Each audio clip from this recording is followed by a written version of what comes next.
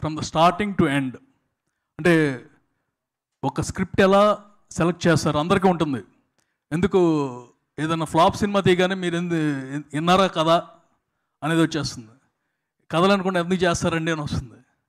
And నేను example, I went to IT office, income tax office. అక్కడ clerk నన్ను చూసి జాలిపడి, ఎందుకండి స్టోరీ లేని సినిమా తీయచ్చు కదా అన్నాడు. నేను తీసింది రీమేక్ రా బాబు అన్న. అతనికి అర్థం కాదు కదా, రీమేక్ ఆడలేదు, నేనేం చేస్తానని. సినిమా మీకు అర్థం ఉంటుంది కదా.